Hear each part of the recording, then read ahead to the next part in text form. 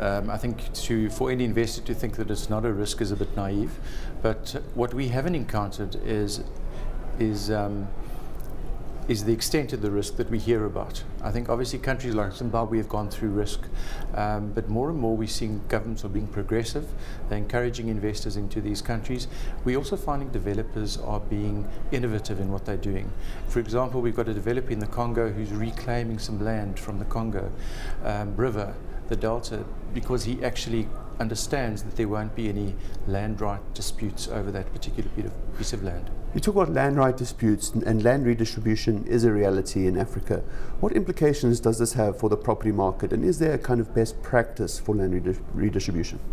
Look, I think the key for best practice would be a market price that's predetermined with the governments in terms of structure, willing buyer, willing seller. But reality dictates that that's normally not the case. And you know, I actually don't have enough information to give you anything else on that. Broll's strategy going into Africa, we've seen that you do good work in Nigeria and Ghana. Can you give us a bit more on your strategy in the property market there? Yeah, look, we've tied up with CBRE, which is the largest property service provider in the world, and their strategy is absolutely to come into Africa, but they haven't had the courage of their conviction yet, and they've chosen us to roll that strategy out for them in Africa. So our strategy is absolutely to be a Pan-African property services provider, because there are so many multinational companies entering into Africa and their needs have to be serviced. With Africa's development now taking off, what sector of the property market would you invest in? Would it be retail, commercial or residential? Are there big discrepancies in the returns?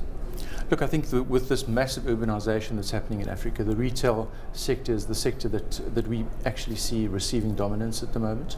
The returns in that sector are far superior to what you can be getting in South Africa. Initial income returns can go up to 14–15%, where South African returns will not be at that kind of level.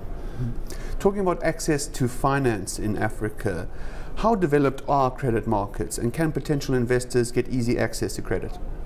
Look, I think if you were talking 5 years ago, it would be very difficult, but there are more and more large players entering into the market. As the market develops and becomes sophisticated with the right returns, I believe that those channels are opening up.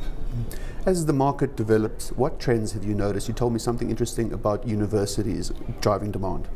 Yes, we're seeing there's a lot of spend in the education sector, but we're also then seeing that students are coming to these universities across the continent, and there are no residential facilities for them, and there is a massive opportunity in that space specifically.